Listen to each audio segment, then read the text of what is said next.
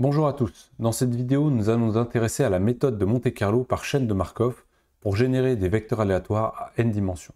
Donc c'est la suite des dernières vidéos sur les générateurs de nombres aléatoires selon des fonctions de densité de probabilité. Alors déjà le principe de cette méthode par chaîne de Markov, donc on la note MCMC pour Markov Chain Monte-Carlo. En fait, le principe est basé sur l'utilisation de chaînes de Markov pour générer des séquences à n dimensions. Donc je vais vous définir ce que c'est qu'une chaîne, puis après une chaîne de Markov. Mais avant ça, je vous rappelle l'objectif que l'on a. On veut créer des vecteurs aléatoires x selon une densité de probabilité jointe f de x. C'est ça qu'on veut créer. Alors, pour cela, on va utiliser des chaînes. Une chaîne, c'est une marche aléatoire dans un espace à n dimensions. Donc ici, un petit exemple. Vous avez ici une marche aléatoire, je pars d'un point et je vais aller aléatoirement dans une direction, par exemple celle-là, puis après celle-là, puis après celle-là, celle-là, celle-là, ici, il manque un petit trait jusque-là, et ainsi de suite. C'est comme un mouvement brownien, mais à n dimensions. Alors, mouvement aléatoire ou marche aléatoire, ça ne veut pas dire que on a la même probabilité d'aller partout dans toutes les directions. On va en fait avoir une règle, une loi de probabilité qui va nous dire j'ai plus de chances d'aller par là que par là. On appelle ça l'évolution de la chaîne.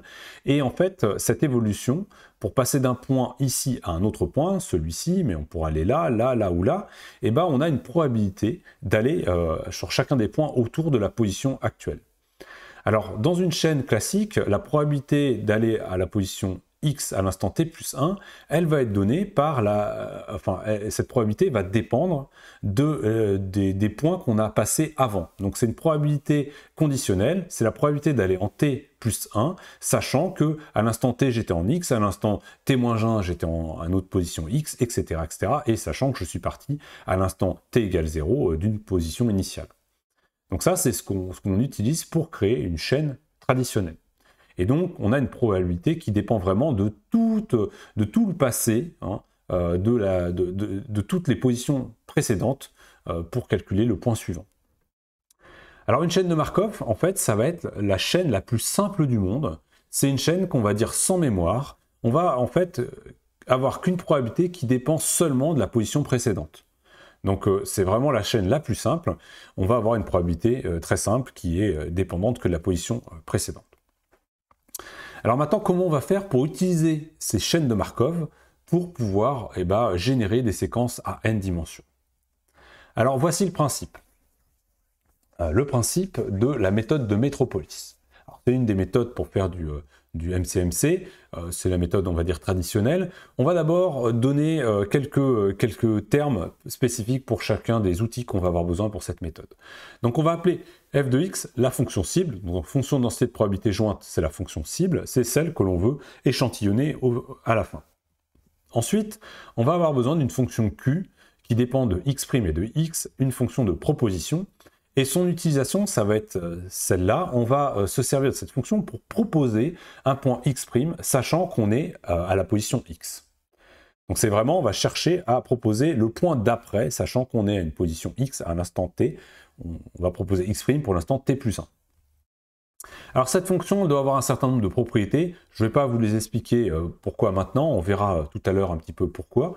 Mais il faut une fonction qui soit facile à échantillonner. Ça s'explique parce qu'on va tirer sur cette fonction aléatoirement. Donc il faut qu'on puisse facilement tirer aléatoirement dessus.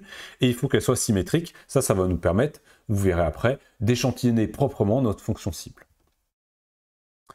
On va également avoir besoin d'une fonction d'acceptation qui dépend également de x', x' et x. Et en fait, cette fonction, elle va nous permettre de calculer la probabilité d'accepter le point suivant, x'. Alors cette fonction, elle est très simple. Cette fonction, elle vaut 1 si la fonction de densité de probabilité en x' est plus grande que la fonction de densité de probabilité en x. Donc si on part d'un point et qu'on va à un point où la fonction de densité de probabilité augmente, donc là, notre fonction d'acceptation vaut 1. Si par contre elle diminue, si la fonction de densité de probabilité diminue, on ne va pas mettre 0, mais on va mettre le rapport entre la fonction de densité de probabilité du point suivant divisé par la fonction de densité de probabilité de la position actuelle. Alors maintenant, comment on sert de ça? Alors là, j'ai fait un exemple à une dimension pour comprendre, mais en fait, c'est la même chose à n dimensions. On fait exactement la même chose. On peut juste imaginer qu'on fait la démarche à 3 dimensions. Ou à n dimensions. Donc, ce qu'on va faire, c'est qu'on va... imaginons qu'on ait un point initial x ici. Et on veut passer au point d'après. Donc, on va chercher un point x'.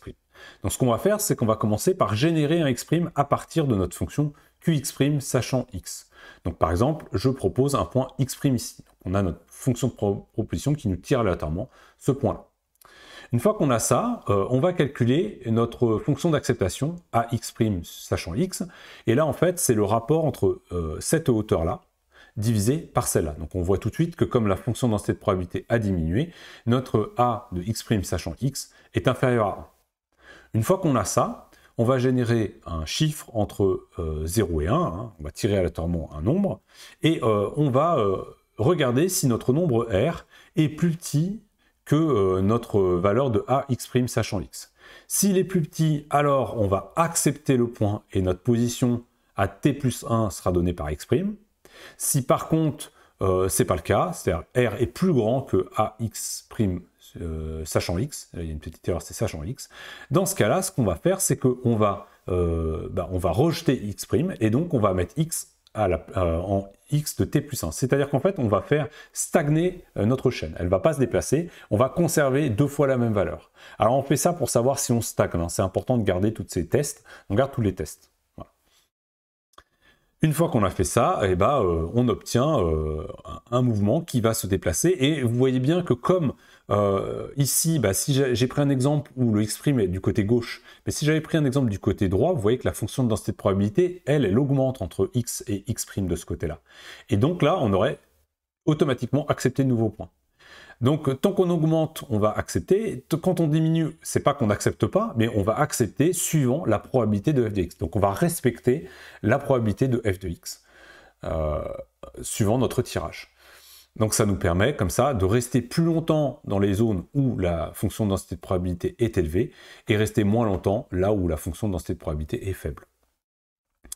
Alors, il y a quand même plusieurs points. Je ne vais pas faire de démonstration au sein de ce cours, mais il y a un point qui est important, c'est que la convergence de la marche vers notre cible, eh ben, elle va être assurée par un équilibre, et cet équilibre, c'est le suivant. Il faut que la probabilité que x' sachant x fois f de x soit égale à la probabilité de x sachant x' fois f de x'.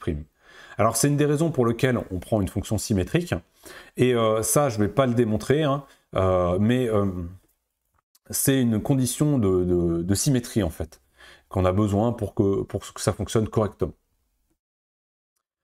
Alors, je vais vous faire un certain nombre de remarques sur cette méthode. Et puis, en TD, on fera des exemples. Donc, si j'ai l'occasion, je ferai le TD en vidéo pour qu'il y ait une trace sur les vidéos. Mais on regardera un exemple en TD.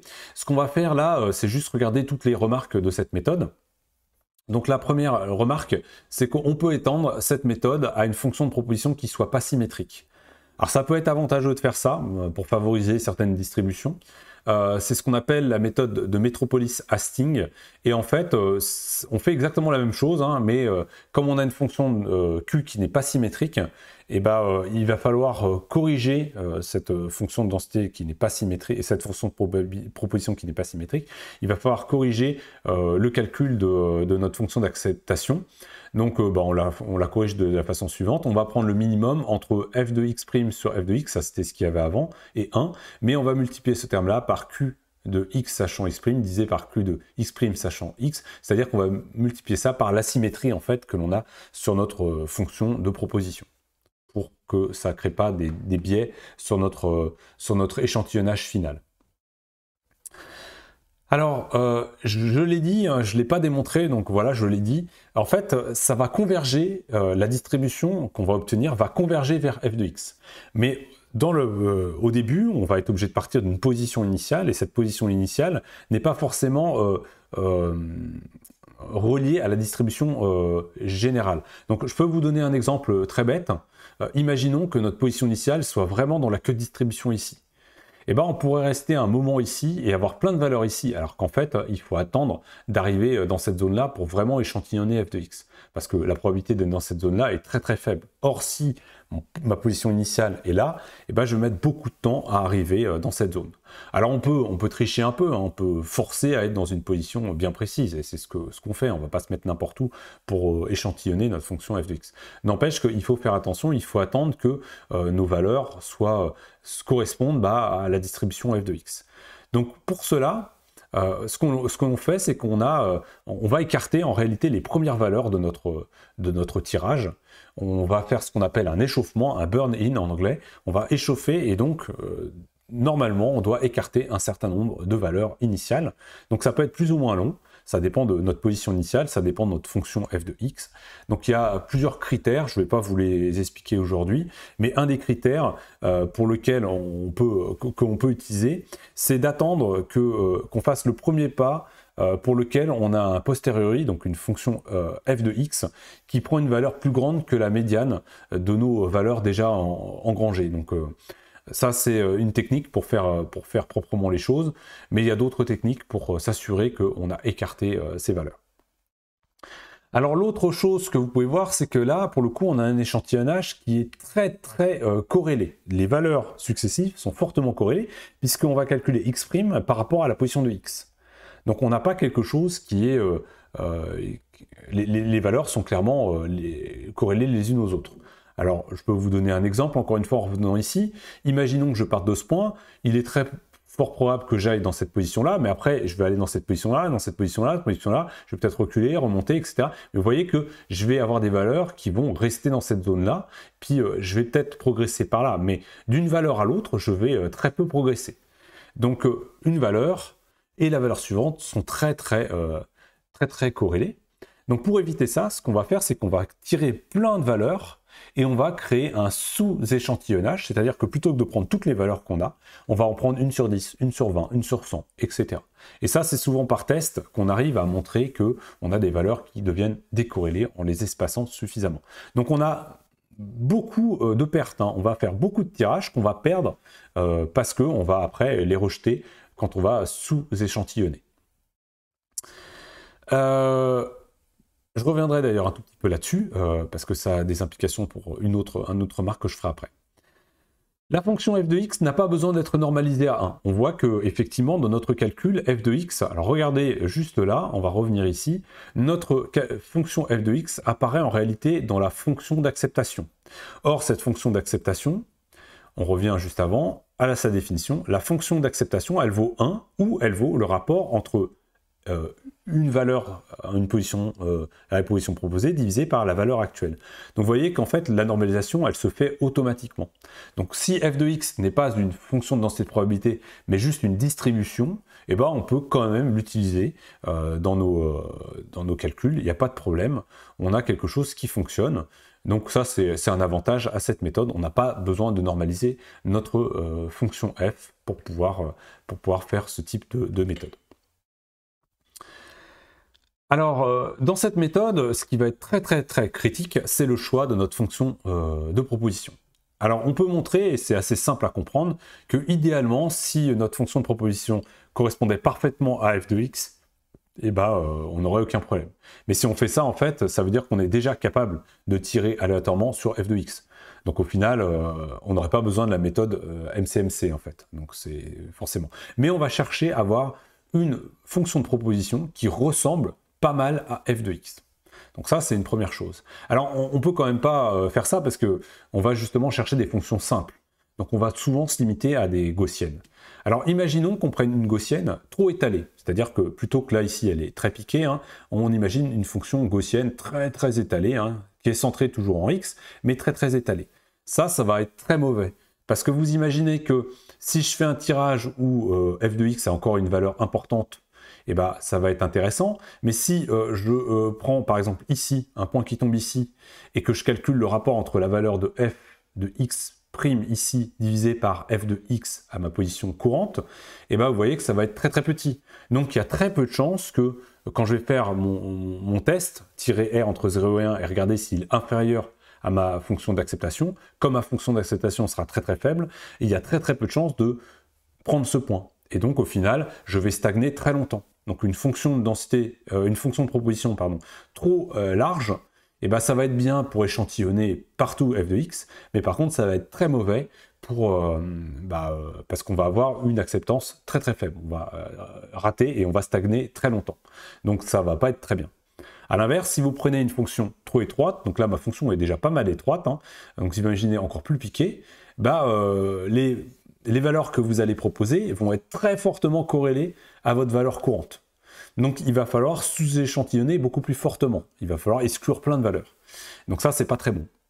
Et en plus, le risque, c'est de très peu explorer ma cible, puisqu'on va faire des tout petits pas, hein, on va rester sur des petits pas, donc on va avancer très très lentement, donc il va falloir faire énormément de tirages pour échantillonner f de x, et il est peu probable de descendre, et de faire que descendre en fait avec des tirages comme ça. Donc voilà, vous voyez qu'il y a quand même un compromis à trouver, hein, et en règle générale, ce que l'on fait, c'est que on va faire des tests, hein, tout simplement, on va faire des tests, on va tester et regarder les distributions qu'on obtient, vérifier que ça correspond bien à f de x. On peut faire des tests pour ça, pour voir si ça correspond bien à f de x, et se satisfaire de notre tirage aléatoire et de notre sous-échantillonnage, etc. Donc c'est vraiment comme ça que ça va fonctionner. Alors pour finir, même si on verra ça plus tard, ces méthodes de Monte-Carlo par chaîne de Markov sont très utilisées dans l'approche bayésienne, puisqu'il permet en fait de tester des modèles en faisant des hypothèses, donc de calculer les vraisemblances, c'est ce qu'on a besoin dans l'approche bayésienne, et donc on s'en sert très souvent dans cette approche. Techniquement, voilà. Donc voilà, c'est fini pour cette partie sur les chaînes de Markov, et on a fini sur les générateurs de nombres aléatoires selon des fonctions de densité de probabilité, que ce soit à une ou à n dimensions. Je rappelle quand même que là, tous mes dessins étaient à une dimension, hein, parce que c'est simple à expliquer, mais cette méthode marche très très bien à n dimensions également.